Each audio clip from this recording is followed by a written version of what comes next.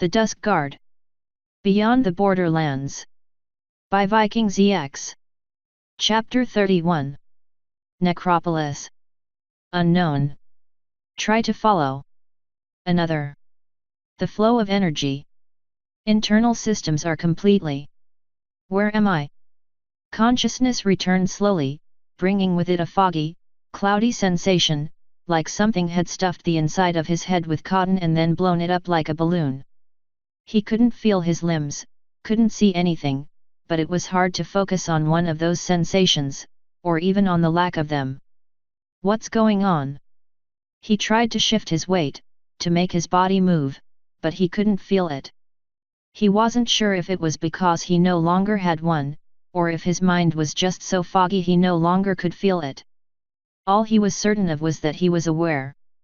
Past that, nothing. No. That was wrong.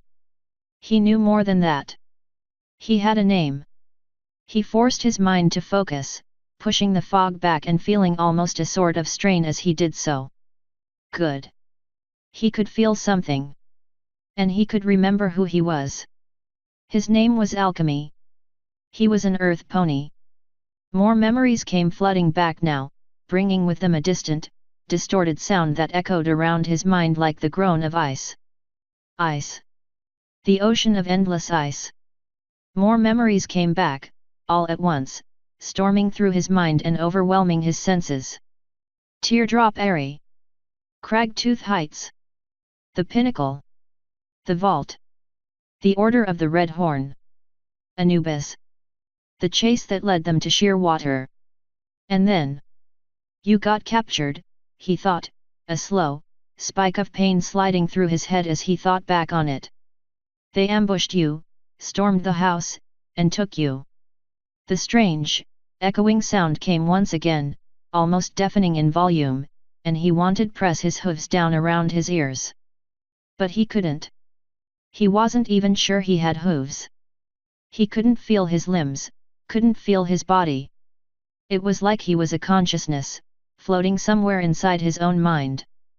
The dull rumble came again, rising and falling, and then he felt something new. Something that hurt. A slicing, burning sensation that was along his rear leg. He could feel the pain clearly now. Someone had cut his rear leg. It was still there. Focus on that pain, he thought, pushing his mind towards the pain. Find the source, and find the ow. The pain blossomed, spreading through his body, a mix of sharp, intense pains and duller, throbbing injuries. He didn't care. At least he could feel again. You've been unconscious, part of him observed. This kind of symptom is synonymous with long periods of forced lack of awareness near brain death, usually artificially induced. In other words, he'd been drugged. And by something that wasn't a potion, otherwise there would have been bigger problems. But whatever they had used had almost killed him. Unless. Potion, he thought. Lack of potion. He could feel the faint swell of power in his chest, more than he could recall feeling when he'd finally been taken down. Someone's fed me potion, he thought as the long, garbled droning sound around him began to clear, the noises sliding together and forming sounds he recognized. A faint droning that could only be from airship propellers. Sharp, staccato sounds that were tools being moved about. And then, he moved his head, trying to get his ears into a better position. His head wouldn't move. He tried again, but he could feel something pressing back, keeping his head from shifting by even the tiniest amount. Two somethings, actually.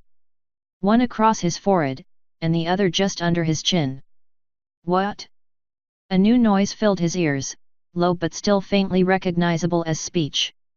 As he strained to hear it, the sound began to speed up, coalescing into something he could understand. Movement. Is he awake? I don't know, another voice said. Check his eyes. Something tugged at his face, and his world went white as someone pried one of his eyelids open. He tried to jerk, to twist his head away as the unexpected brightness bored into his mind, and then whoever was holding his eyes open let go, darkness mercifully returning to him once more. "He's awake, doctor," the first voice said. "He's reacting to external stimuli. I cannot say for certain whether or not he is aware." "Fascinating," the second voice said. "His body is actively adapting to resist the influence of the sedative and the sleep spell at the same time. Observe. Do you not see the way his inner magic is distributing itself? That explains why I took so long to wake up," Alchemy thought. "Sedative and a sleep spell, plus a lack of potion. No wonder I..." He paused. Unfamiliar voices. Restraining straps. No. No, no, no. He flexed his muscles, pushing upwards, but he couldn't even feel the barest give in his bonds. He was lying on his back, he could feel that now. On his back on a cool metal table, both sets of legs in awkward angles that probably would have hurt more if his body hadn't been so flexible. But he was bound. Completely and totally. "Ah, see the muscles contracting," the second voice said. "Too rhythmic to be a seizure. He's truly coming to." "More than you know," Alchemy thought, probing at his teeth with his tongue.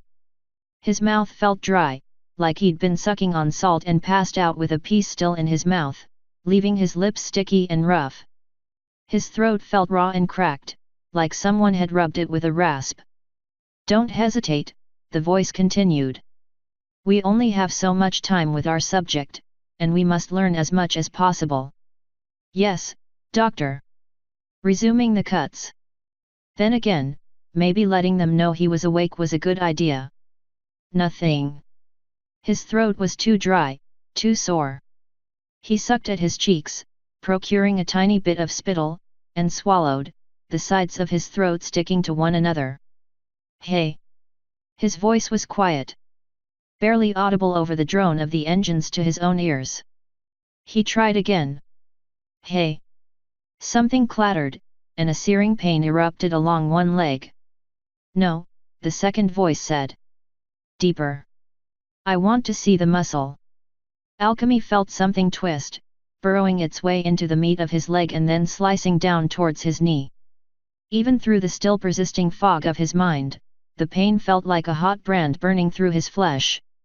He swallowed again, his breath coming in quicker gasps as the blade pulled away from his body. "Ow! Aha!" the second voice said. "So you are awake?" "Yes," he said, wincing. The pain in his throat wasn't nearly as bad, but he could feel blood pouring out of the cut in his leg, the alternating dull and sharp throb that told him that he'd been cut deep into the muscle. Part of him wanted to scream, but he gritted his teeth, forcing the shout to roll back down his throat. "Well, we kept you under as long as we could," the second voice said. "Not as a courtesy, mind you, though that would have been a kind consideration considering your status as a member of the lower race. But mostly because I wanted to see how long it would take this marvelous mistake of yours to counteract our efforts." Mistake. He could feel the power in his chest flowing down into his leg now, heat erupting from his wound as it began to pull itself shut. The bleeding had already stopped, but he could tell that finishing the healing process was going to take more than the scarce amount of potion he had in him. "Your potion," the second voice continued. "It, and the magical framework that make up your body are clearly a mistake. A gift like this is wasted on you. In our hooves, however. No."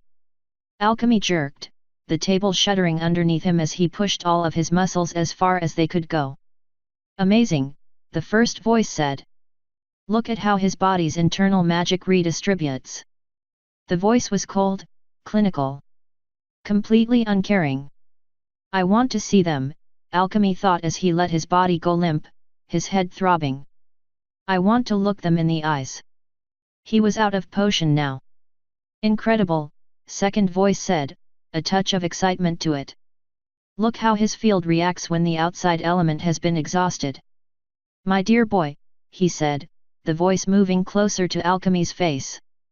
"Your body seems determined to consume itself."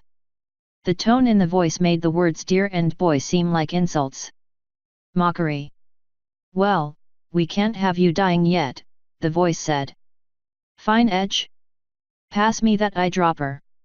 Let's give him 25 cubic centimeters this time. I want to see how his body reacts. What Alchemy stopped speaking as something squirted into his mouth, a familiar flavor that he swallowed almost on instinct, before it could travel down the wrong path.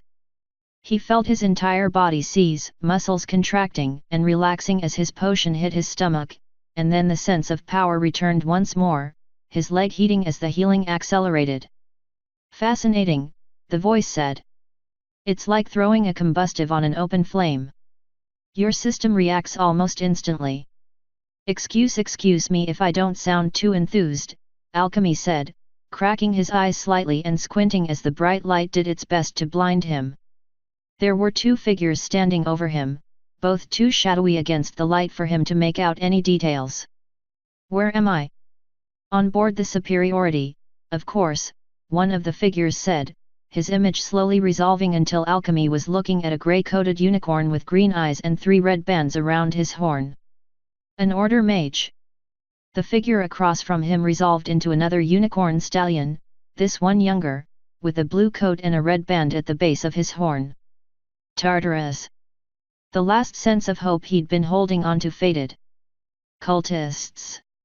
The grey unicorn smiled, though there was a cold apathy in his eyes that belied the expression. Cultist is such an ungainly word. It hardly describes the magnitude of what we aim to achieve. I remember you, Alchemy said. From the house. Ah yes, the unicorn said, still smiling, and as Alchemy's vision finally returned to normal he could see how cold the smile was. It was calculating. Clinical. I requested to be in on that little operation for you and you alone, my prize.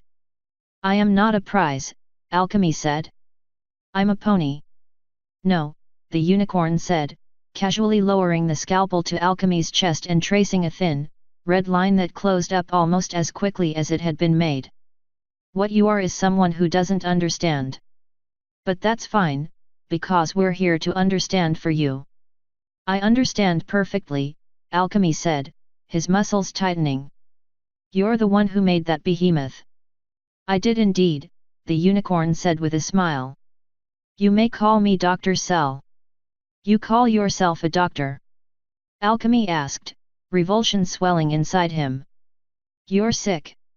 You torture ponies, break them, turn them into sick. I do what is necessary for the good of the species, Cell said, his expression unchanged by Alchemy's words. I serve a glorious cause, the furtherment of all pony kind. You're a monster. And you're a child, Cell responded, turning away. You stumbled upon something wonderful, and what did you do with it? You hid it. It's not reproducible. And it's killing me. Anything that can be done once can be done twice, Cell said, turning around once more. And by studying you, we'll learn how. You hid yourself from us for so long on the ocean, concealing your abilities. Imagine what would have happened had you simply done the right thing and brought yourself to us immediately. You're the last pony who should have access to this, Alchemy said, clenching his teeth so hard he could feel his own potion reinforcing his jaw. No, I'm the first one who should, Cell replied as he turned, a clipboard held in his magic. The scalpel sliced down again, Alchemy clenching his jaw as the blade cut through layers of flesh and muscle. The knowledge to be gained from what you've stumbled upon here is incalculable, and like a petulant child you kept it from everyone else. Watch this closely, Edge, Cell added as he twisted the scalpel, cutting deep into something inside Alchemy's chest. I want multiple observations on how the flesh knits itself back together. It's killing me, Alchemy said, pushing the words out past the pain he was feeling. Every time I take a dose, my life gets shorter. Every time I don't take a dose, you suffer and slip towards a coma, Cell said, his voice so nonchalant he could have been discussing his laundry. We know. We've already studied that occurrence on multiple occasions. You see, unlike you and your childish behaviors, I am a doctor. I learn the limits of what is possible, and use my talents to better the race as a whole. You're a sick plot who experiments on others rather than helping them, Alchemy said as he felt his chest began to heal up. You're less of a doctor than I am. No, unfortunately if that were true, you would be championing my work and have done it yourself, long before it came to this, Cell said, lifting the scalpel once more. You would have accepted your place as an earth pony and realized that your call as a doctor was to help everyone, not just your own selfish kind. Instead, you withheld your great discovery, until we were forced to step in and show you the error of your ways. You're insane. Coming from an earth pony such as you, your words lack merit, Cell said, looking up at his assistant. And now, we will continue to see what the limits of your power are: your capacity to heal, your capacity for pain. We might even see if you can reattach a limb. We have a very large amount of your potion with which to experiment, and based on the way even 10 cubic centimeters react with your body, it will take us quite some time to reach a large amount, and we're still going to have plenty left over. Too much will kill me, Alchemy said, trying not to focus on the pain in his chest. There. Saved you that. Cell smiled again. Oh, but we already knew that. But, as you should know, as you claim to be a doctor, you can learn a lot from how something dies. He turned away, and Alchemy clenched his teeth. Don't show them your fear, he thought. Stay strong. The rest of the team will come for you. Just hold on and stay strong. Cell turned back, a long, thin, pointed metal instrument in his magic. As some pony who claims to be a doctor, Cell said, looking down at him. What do you say to this?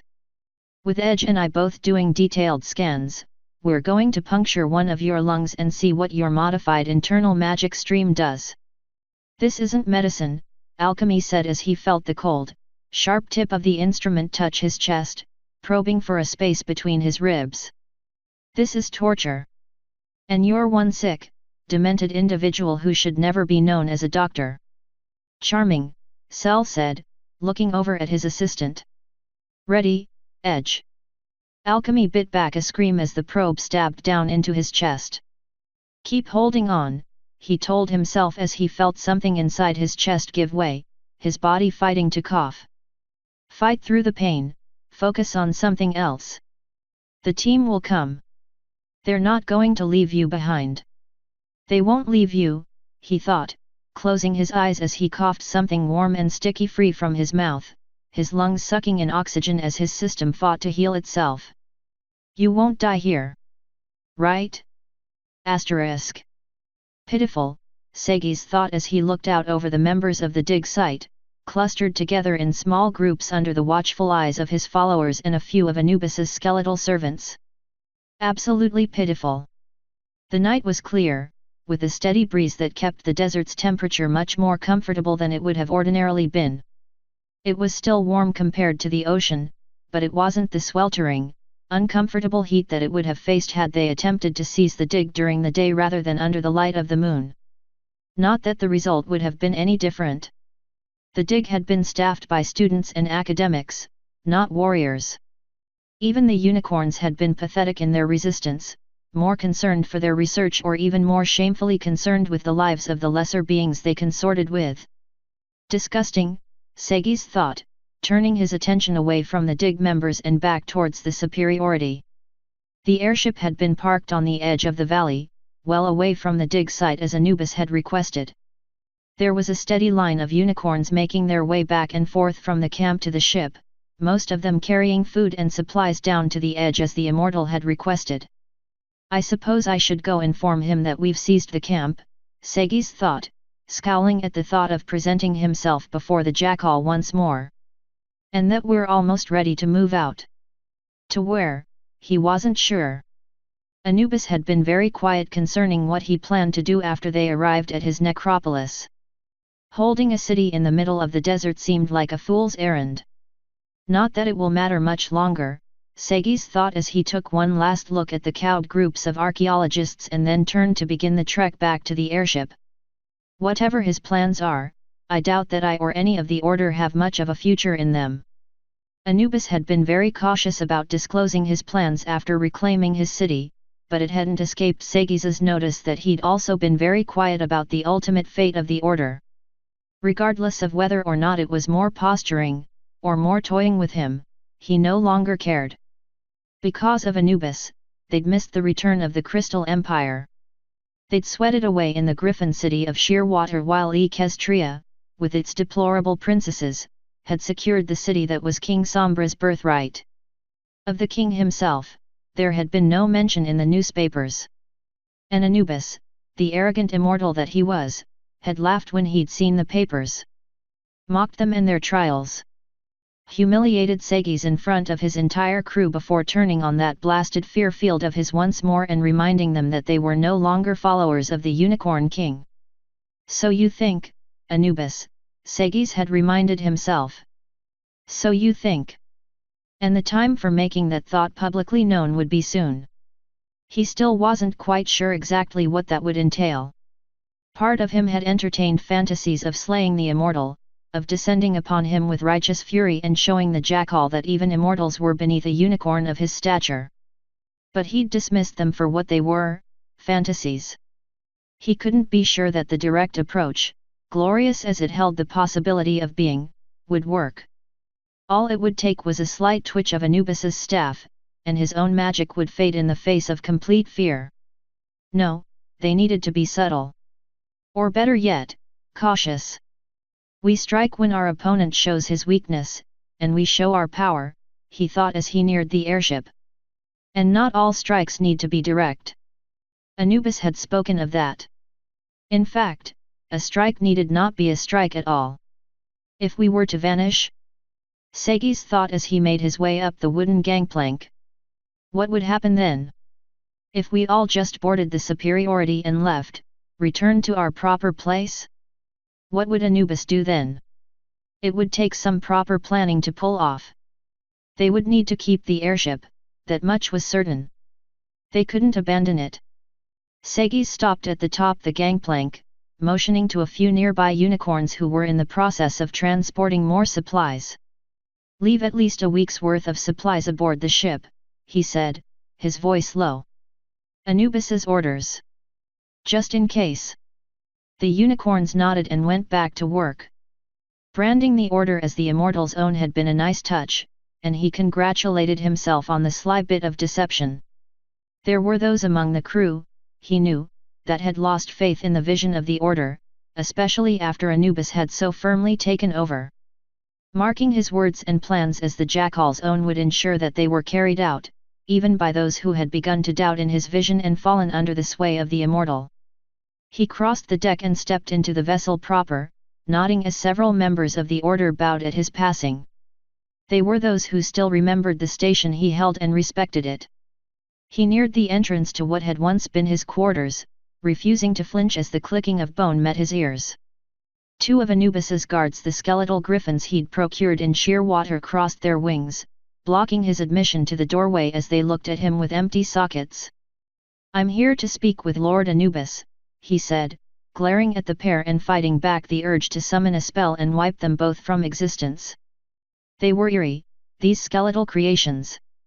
Silent, speechless, and more unnervingly completely loyal to their master. "We'll have to have a contingency plan for them when we make our move," Sagis thought as the two skeletons looked at one another, unspoken messages possibly passing between them. "And we'll need to find out what their limits are.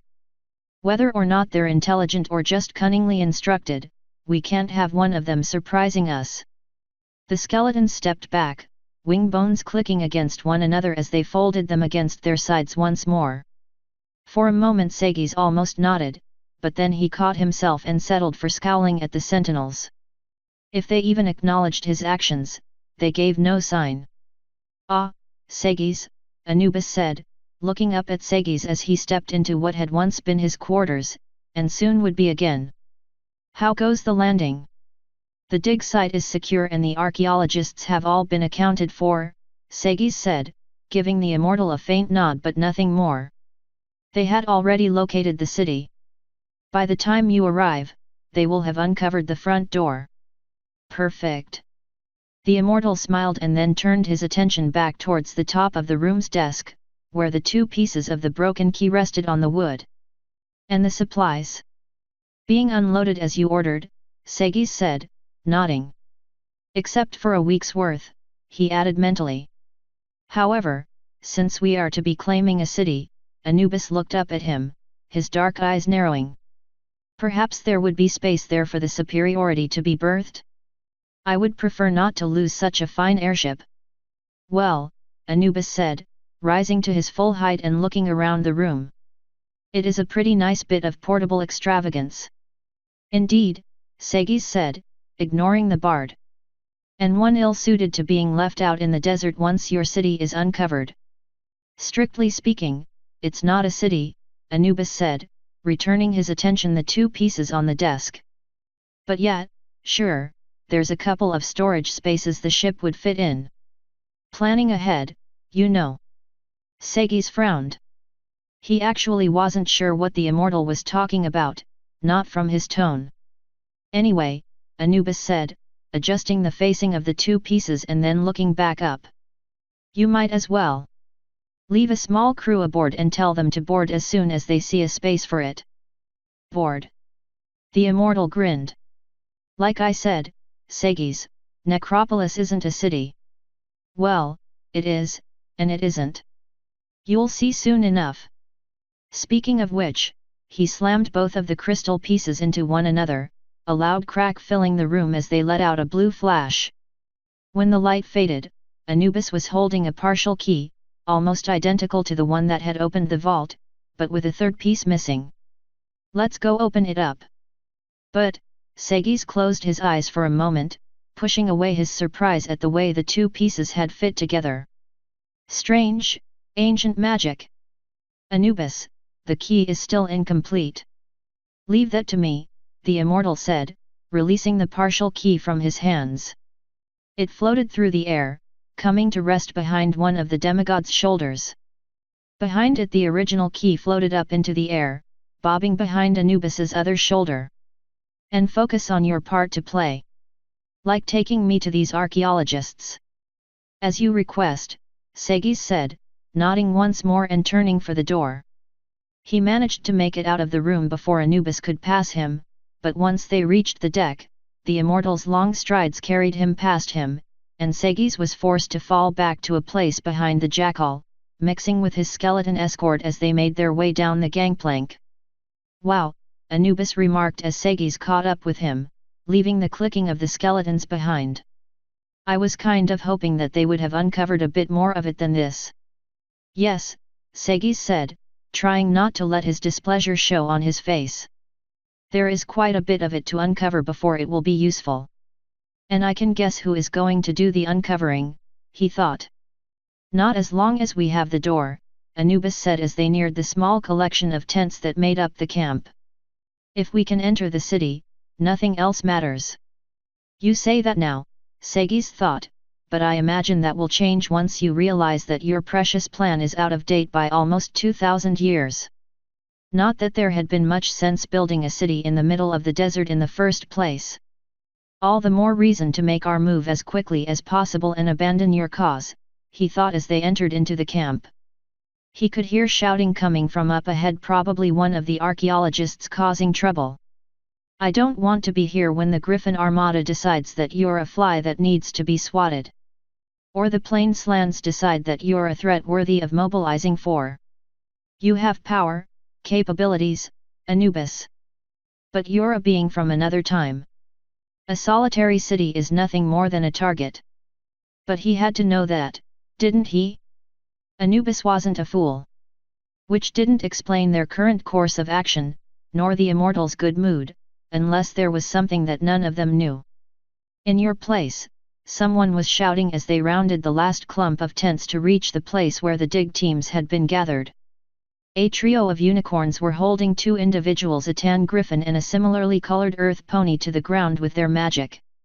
2 of the unicorns were pummeling the pair with telekinetic blows, while the third seemed to be using his magic to do his best to grind the pair's faces into the sand. You lessors will speak when we tell you. What is going on here? Anubis asked, his voice booming across the encampment. Gasps rose from the clusters of students as they appeared to notice the towering immortal, jaws dropping in shock. The 3 unicorns that had been engaged in the beating froze, their magic holding the 2 captives motionless as they turned to face the Jackal Lord. They were speaking back, one of the unicorns said, releasing the pair from his magic. The earth pony lifted his head slightly, his eyes widening as they flitted over the jackal standing before him and his attendant skeletons. They needed to be taught a lesson. Anubis scoffed. Right, and I'm sure that wasn't completely unjustified, them speaking back. The earth pony had reached the side of the griffin now, and was helping her up, to stand on shaky legs. The earth pony whispered something, and her eyes flickered up, going wide as they fixed on the one who had saved them. I mean, really, Anubis continued, his attention still on the trio. What possible reason could you have for beating someone just because they spoke back? My lord, the unicorn said, an uncertain look on his face. They're inferiors. What right did they have to question us? What right? Anubis asked, his eyes widening slightly, as if he couldn't believe the pony's answer. You want to know what right? He lunged forward, his foot lashing out and catching the unicorn right in the gut. What right? He shouted as the unicorn tumbled back in the dust. You're speaking to me about inferior species, you little mortal. By that logic, I should be able to beat you all day. He turned to the other 2. One of you has a better answer, I hope? Otherwise I'm going to have to let my opinion of your little organization drop a little once more. I told you to gather the archaeologists, not beat them. But, the next unicorn swallowed. They resisted. Yes, Anubis sneered. By talking back. He shook his head. Pathetic. My lord, Sagis said, stepping forward. What does it matter if we're only going to kill them? His head jerked down until he could almost taste the sand, bony talons wrapped tightly around his horn as Anubis's escort grabbed him. He could hear cries of panic coming from the dig team, either at the movement of the skeletons or his own announcement. My lord. Excuse me, Anubis said, his cold voice cutting him off. But who said we were going to kill them? I, my lord, why would you not? Sagis said. After all, they serve no useful The cold bone around his horn tightened to the point of pain. Why would I? Wow! Sagis, you really are an idiot. Sagis tried to look up as the immortal paused, only to have his head shoved even closer to the dirt. Tell me, Sagis, Anubis said. Do you know what the difference is between a massacre with no survivors and a battle where you let the other side retreat? Of course you don't, or we wouldn't be having this conversation. Witnesses, Sagis. It's why I'm letting all of these archaeologists go. So they can go back to their homes, back to their little universities, back to their families and tell them all about me. After that knowledge will do them no good. You see what I'm doing here? Putting the pieces together yet?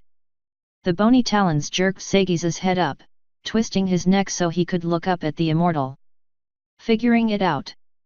Yes, he said, biting back the sharp retort he wanted to spit out instead. I see. I see that you and I, Anubis, need to part ways as soon as possible. Good, Anubis said. The bony talons released him, skeletons clicking as they resumed their watchful places. Now, he said, turning to face the crowd of archaeologists. I need. Lord Anubis. The immortal paused as the shout echoed through the camp, rapid hoof steps echoing behind it. Lord Anubis. One of the chosen, one who had been stationed on the ship, galloped around the tents, her chest heaving. What? Anubis asked, turning to face the new arrival. Airship, the chosen replied, gasping and shaking her head. We don't know who, but approaching fast. How long until it arrives? Maybe 8-10 minutes, the chosen said, pawing at the ground with one hoof. Maybe sooner. The immortal nodded. Very well. Tell everyone to move for the entrance of the city now. There's no time left to dawdle. And you, he said, turning to the terrified archaeologists. If I were you, I'd gather what you can from your camp and run. Except for you, he said, pointing at a lone diamond dog in the back. I want to speak with you. Then you can join the rest of your little group. The rest of you, he shouted, waving his hands at Sagis and the unicorns standing around the camp. Follow me. We're short on time. Good, Sagis thought as the orders began to relay up the side of the valley. Anubis began to walk towards the dig site, a nervous-looking grey diamond dog sharing a whispered conversation at the immortal's side. Doing things in a rush means more chances for us to make our move. He wasn't sure how many of the order would truly join him when the time for that move came, but it would be enough to operate the superiority. He had a good idea of who was in the approaching airship as well. The betrayer, and her newfound group of friends. Well, minus her older brother. And the Earth Pony currently in one of the cabins aboard the superiority. Though perhaps he wasn't there anymore. The doctor had been making preparations to move the prisoner into the city last he'd looked. Something about wanting more space. Pity, he thought as he followed Anubis across the desert. We likely won't have time to relocate him a second time if we do decide to make a break for it. The doctor will be forced to kill him. It was an acceptable plan. After all, the prisoner was only an Earth Pony, and once the doctor had enough information on the potion, they wouldn't need the subject any longer. They were nearing the end of the valley now, the ground ahead of them shifting into a steep climb towards the rest of the surrounding terrain. A combination of metal and cloth had been set up over the sand, covering a portion of the valley that had been cleared away. Anubis slowed, nodding to the diamond dog, who turned and began loping back towards the camp without another word. Finally, Anubis said, snapping his fingers as he stopped. 3 of his skeleton escorts stepped forward, wrapping their talons around the coverings and tugging them away from the entrance. Sagis felt a small shiver run down his spine as 2 more skeletons stepped past him, assisting their fellows. He hadn't even noticed the rest of them show up. The covering was torn back, thrown aside to reveal a steeply sloped stone wall with a triangular hollow set in it. Anubis stepped forward, silent as the completed key, the one that had unleashed him from his long wait, floated into his waiting hand. Still locked and everything, Anubis said, pressing the key into the hollow on the door.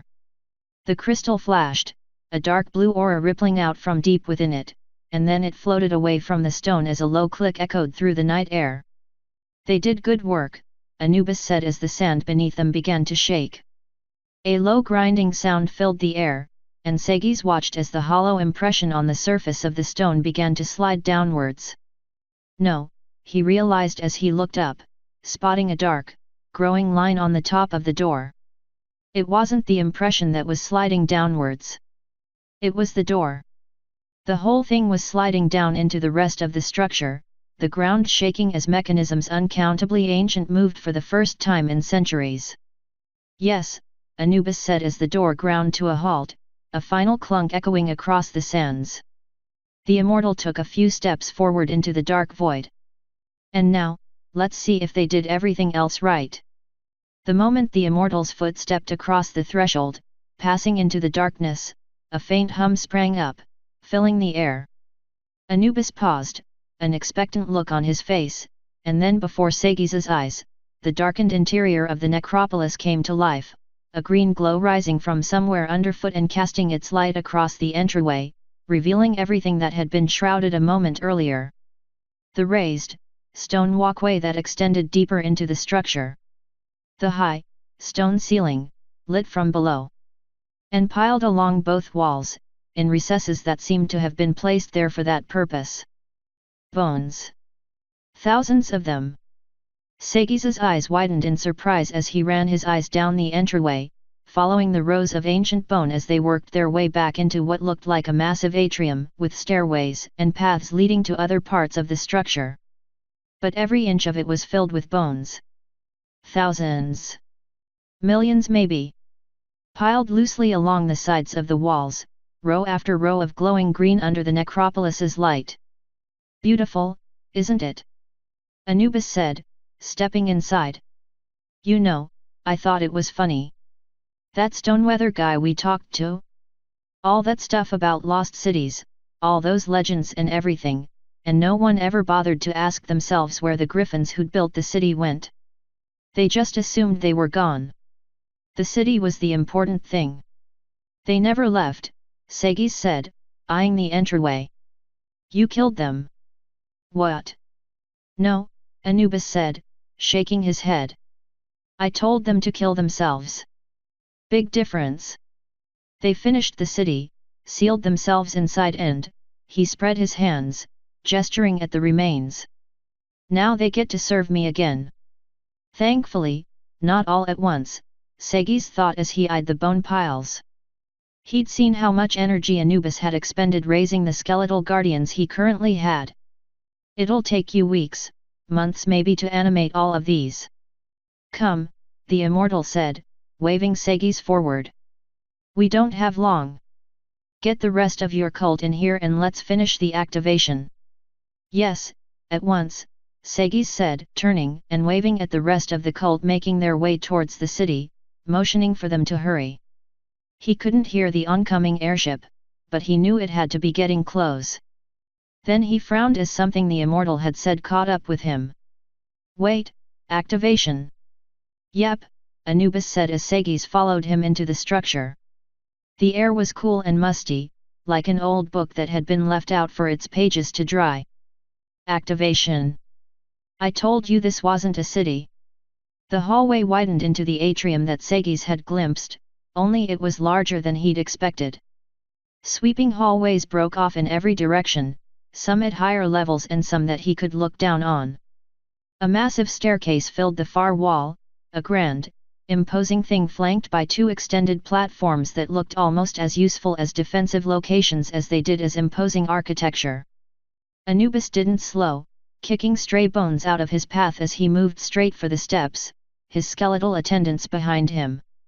Where are we going? Segis asked as he followed him up the stairs. To the control room, Anubis said. The city has a control room. Segis glanced back down the stairs, eyeing the few cult members who were walking in and looking at the massive space with obvious surprise. To think that something so large had been buried under the sand all this time. Don't think of it as a city, Anubis said as he reached the top of the stairs. Think of it more as a mobile fortress. Mobile. Segis shook his head as they passed into another hall. But it's a city. How could it be mobile? That would take a lot of power. Anubis said. You're correct. It would. But that's one thing that Necropolis has in abundance. Tell me, Segis, do you know what a light storm is? I've heard of them, he said as they passed into another wide room. There were no bones this deep into the structure. Anubis paused for a moment, glancing around the room before continuing onward. They're a magic storm here that forms here in the desert, are they not? They are, Anubis said as the hallway underhoof began to slope upwards. And as those who uncovered my city no doubt discovered, they're very common here. Which was what I needed. Up ahead the hallway terminated in another stone door.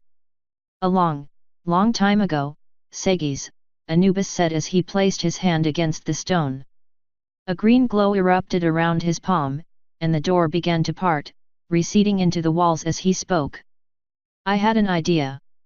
But I would need power. Power which was going to take a long time to gather. So I moved forward with my other plans, always keeping this one in the back of my mind until I found a use for it. The door vanished, leaving behind a small, open, rectangular space. Come on, Segis, Anubis said, stepping into the space and motioning with one hand. We don't have much time. Segis complied, following the immortal into the space along with the skeletons.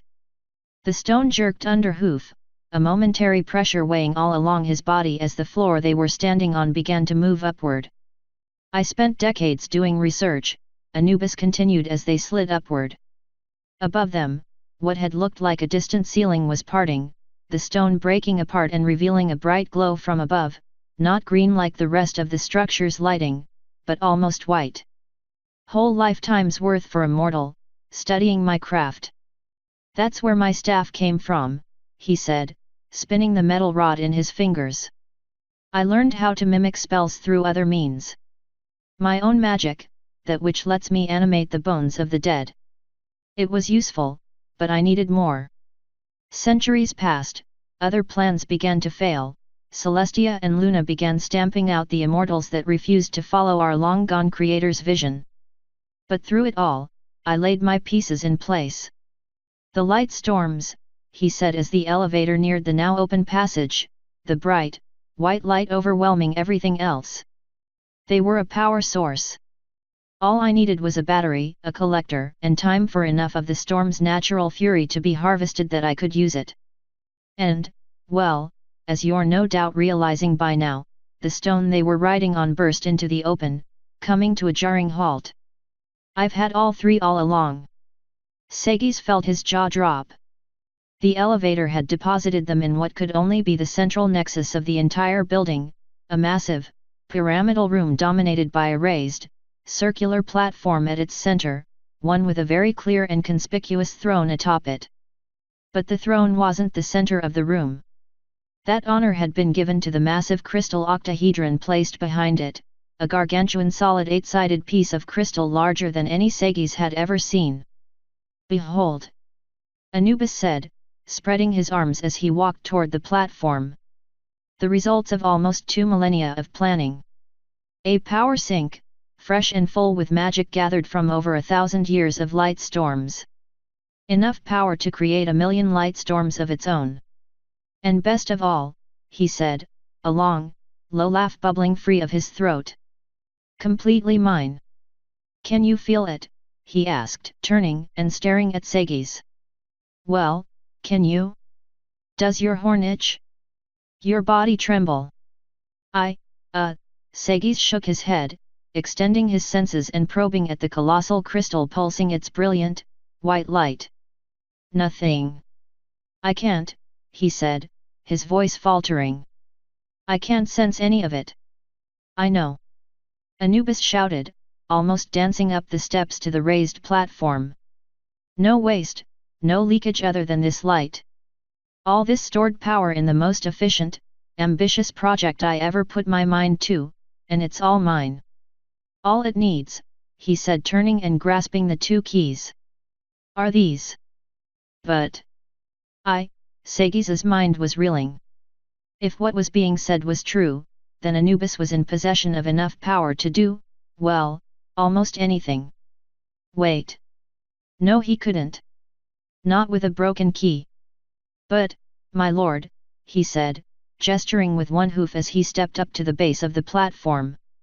Now that he was closer he could see the framework that the gigantic battery was resting on, 4 primary connecting points that were a mixture of stone, metal, and crystal that stretched down into the depths of the necropolis along a massive shaft beneath it, rather than connect to the metal ring that Anubis was standing on. One of the keys is incomplete. You never listen, do you? Anubis asked, his tone mocking as he stepped over to one side of the massive metal throne. He knelt by the side, pulling a small hatch aside and revealing a recessed space that looked almost identical to the one that the key had fit in at the vault. Anubis plucked the complete key out of the air, wrapping his hand around the crosspiece at its end, and then drove it downward, twisting it to one side with a click. The crystal lit up as he let go of it, a hum building in the air. It's like I told you all the back on your ship, the immortal said as he rose, reaching up and plucking the other, incomplete key from behind him and walking over to the other side of the throne. Segis glanced around the room, noting that the skeletons that had come with them had taken up positions along the path from the elevator, almost like a silent honor guard. The keys are mine, and they will come when I ask them to. He held out his hand, a faint, magical glow building in his palm, and Segis felt the familiar tingle of teleportation magic as space itself folded, and with a bright flash, the final portion of the key sat in Anubis's hand. Like I said, Segis, Anubis said, his laugh echoing across the room as he slammed the missing piece of the key into place, the crystal fusing with a loud crack. The immortal gave the completed key a gentle spin, chuckling to himself as light refracted off it. Patience is the key to every victory. And I've waited long enough. Without a word, Anubis shoved the final key home, twisting it into place as the entire room blazed with light. Sagis took a step back as the room began to shake, a low hum swelling and mixing with the Jackal Lord's laughter. 1600 years! Anubis shouted as the room came to life, magical displays lighting up around him. 1600 years of patient, calm, rational planning. And now it all pays off. His hooves were almost on the elevator now, and Sagis risked a quick look back, searching for some kind of control or switch. He could feel the entire necropolis shaking beneath him as the hum continued to build, rising to a dull roar that seemed to be coming from the very stones themselves. Power enough for an army of warriors. Anubis shouted, though he didn't seem to be directing the words at him. The immortal was watching with an enraptured look as the crystal began to pulse with increased speed, the rumbling underhoof picking up with each pulse. A statement the world can't ignore. Anubis spun, and Sagis froze even as his eyes spotted the small, magical arrow floating in the air above the corner of the elevator. Remember what I said about witnesses, Sagis? Anubis shouted, spreading his arms. Well, you just got a front row seat. Sagis lashed out, his hoof passing through the arrow. Beneath him the elevator shuddered and then began to drop, Anubis's laughter echoing after it. Patience, Sagis thought. The art of knowing when to retreat and bide your plans for another time. He needed to gather his mages. Something told him this was one of those times. Asterisk. Right, Blade said, dropping the binoculars and passing them back to Skylark.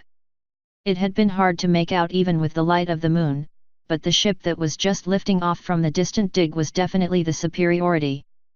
Keep us coming in as quickly as possible. What's the plan? Frost asked, her horn glowing as she added another piece of icy armor to the thin slices already around her sides and chest. Well, Blade said. They're pulling the superiority back into the air, so we can't count on getting close. We might have to circle wide and drop in by wing if we want to get close to that dig, while Skylark here plays tag with their air support. Skylark swallowed, his eyes widening, though he didn't say anything. And if alchemy is on that ship? Hein asked. Then we hope they come down for a nice talk after we've dealt with whoever is left in the camp, she said, a small shiver rolling down her back as she said it. It was a big if, and she knew it.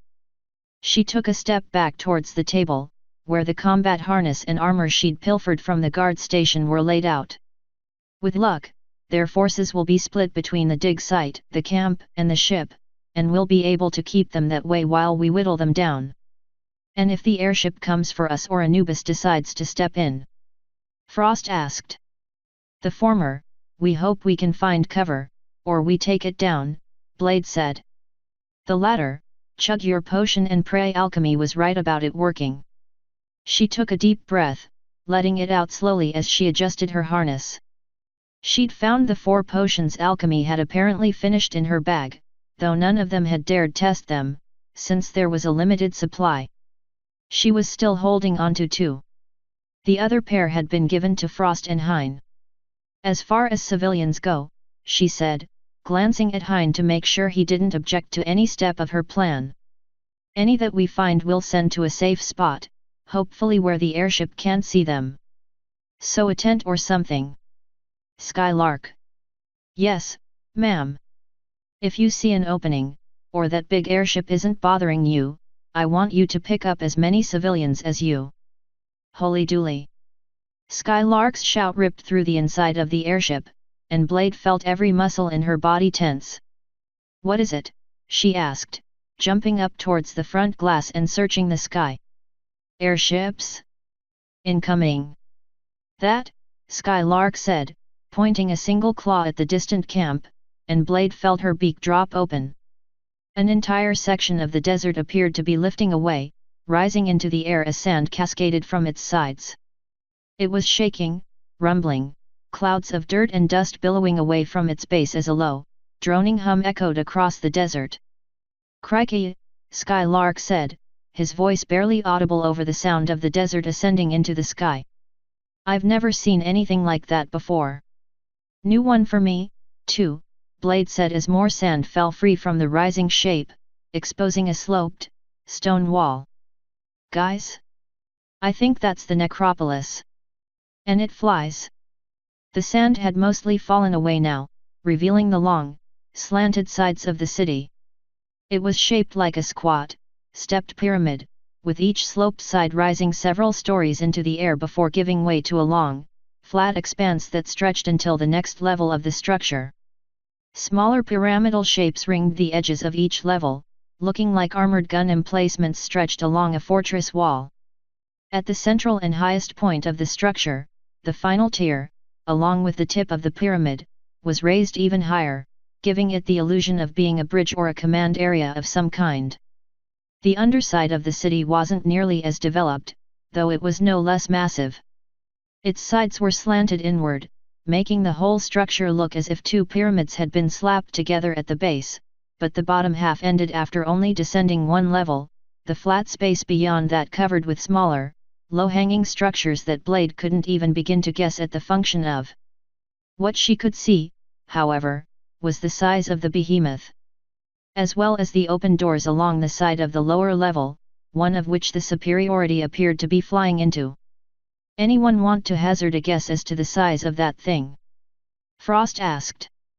"At least 700 meters, Hines said. "Judging from the size of the superiority by comparison." "Crikey," Skylark said, his beak hanging open. "I feel like stunned mullet." "Shake that, we are a stunned mullet compared to that monster." He turned, his eyes wide. "Now what do you want me to do? We can't be having a blue with that monster, we'll be killed." "There's still activity on the ground," Frost said, moving back from the window. "Civilians, from the way they're panicking." "Right," Blade said, shaking her head and thinking. "Here's what we're going to do. Skylark? Bring us up close to that, whatever that thing is." "Sheila, I ain't." "You're not landing on it," Blade said. "We're jumping and flying in one of those lower entrances." She picked up one of her armor plates and attached it, wrapping the metal with her knuckles to make sure it was secure. "As soon as we're off, swing back and pick up as many of those civilians as you can. Get them out of here. If we were being followed, then you be sure to let them know what's coming. Whatever's on that thing." She cinched a strap down, tightening a forearm guard into place. "It can't be good." "What about you?" Skylark asked. Around them, the cabin creaked, the propeller's pitch picking up as he put the free skies into a shallow dive. "I can't just leave you." "Don't worry about us," Blade said, looking up at Hein and Frost as she cinched the last piece of armor into place. It was light enough she almost couldn't feel it. "We've got a job to do." She lifted the heavy claymore and slung it over her back as Frost and Hein both gave her slow nods. "And we're going to see it through." Count of laws broken, 0. Total laws broken, 111. Damage value, in bits 0. Total damage value, in bits 391,087.